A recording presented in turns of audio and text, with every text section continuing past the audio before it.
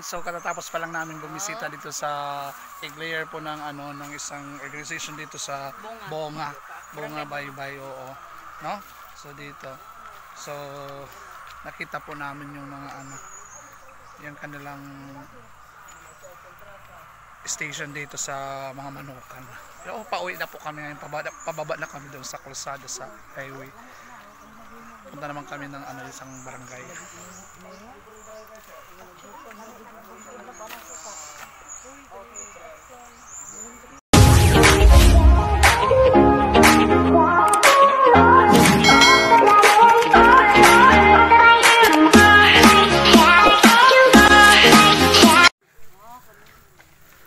Ayan. Bukid to.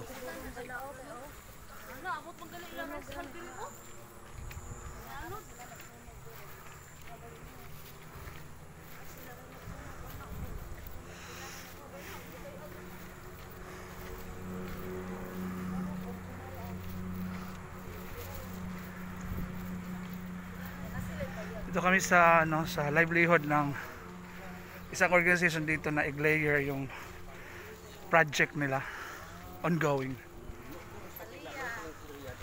Ayan. Dito pa rin to sa Baybay City, Leyte. So tinitingnan po namin kung ano po yung pwedeng maitulong pa ng EcoWave sa kanilang organization at ng monitoring po ng LCCR.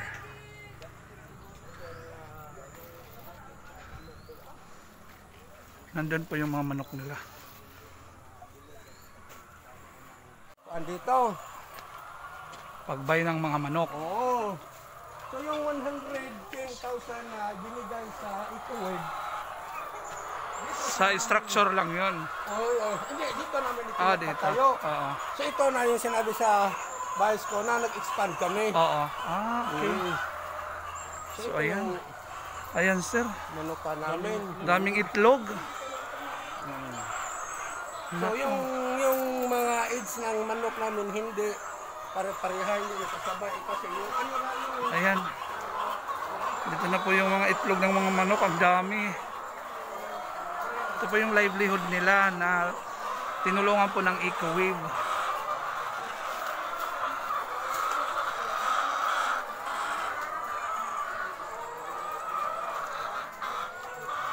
Guys, pakyat kami ngayon sa bukid.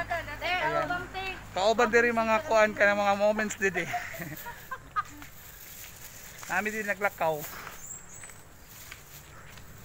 Ayan, sa mga barangay official dito. Sila yan.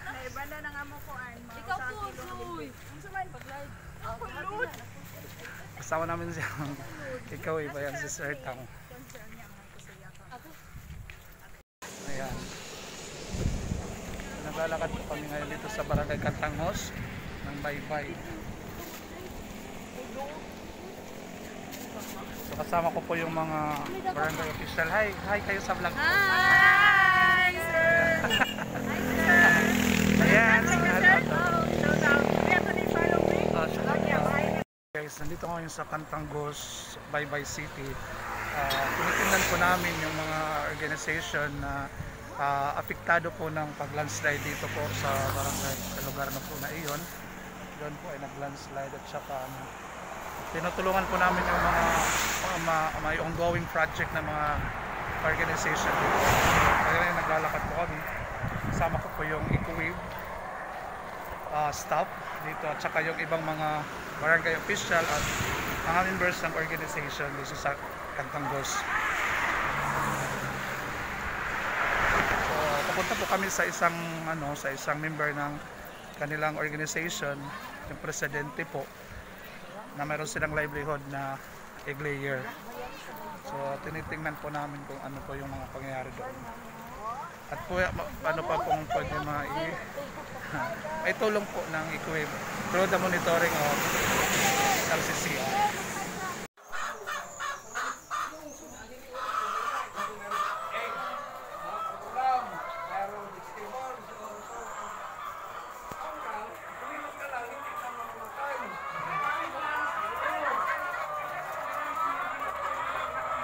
Until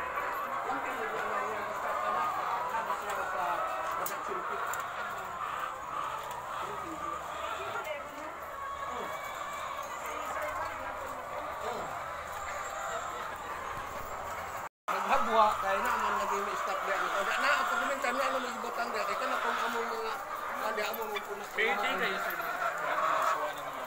Pwede. Ilang player pwede? Ano pa karon?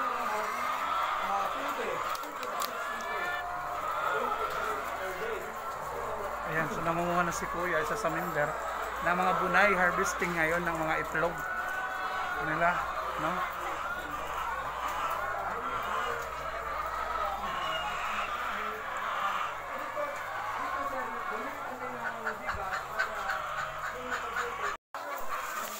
So dito po sa Barangay Cantanghos, dito po yung livelihood nila na isa sa mga natulungan ng Eco-Wave, yung egg layer dito sa Cantanghos, Baybay, Leyte City.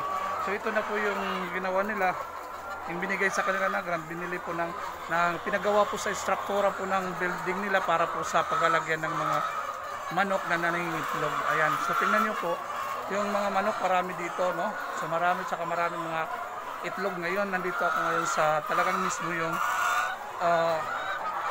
yung dito talaga sa pwesto talaga ng egg layer ng isang organization dito sa Cantanghos, Baybay.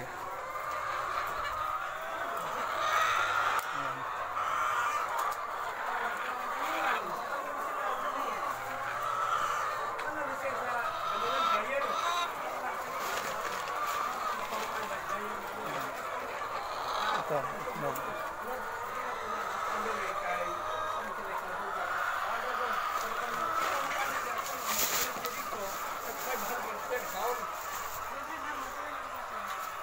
Kay ano na bang dugong fireman nga bang health ba?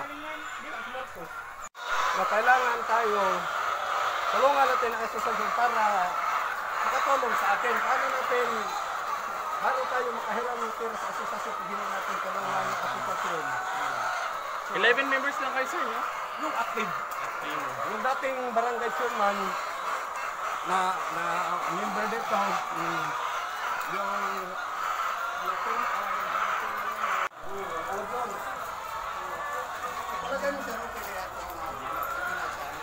Pero mas maano to sir kasi walang mga langaw eh. Wala silang langaw. Nandiyan na. Paggabi, matutulog sila. Tapos sila dito. Wala silang kawalan. Nagsisikip sila. Ito, nakapaan ito. Sana, already ito, diskusyon na siya kasi matanda na. Kung nagtataka, matanda na, mga na, magsisarian. Anong gagawin niya sa discourse? Yung gagawin ko, yung pag hindi na siya kuhan, ibigay namin dyan sa dito. Pero yung, hindi naman ito ibigay siya eh, kasi ibigay namin ito konti.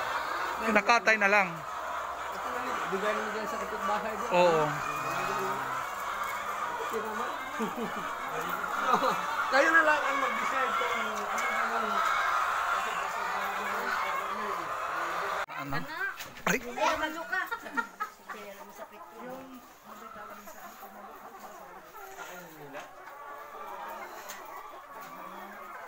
Ayan.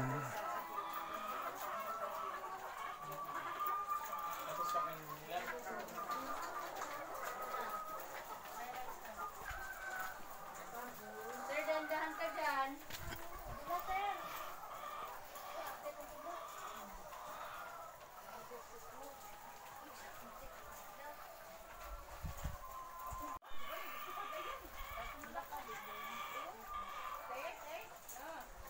So yan guys, nandito naman tayo ngayon sa barangay dito sa association ng Cantanghos Association, yung egg layer din nila nandito.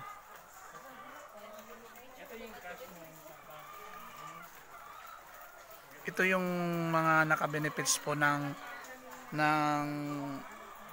grant from Eco-Wave ay ano, sila po yung mga nilandslide na barangay nung time na naglandslide dito sa Baybay. So tinitingnan po namin yung livelihood nila. Sa isang araw din po, ilang train yung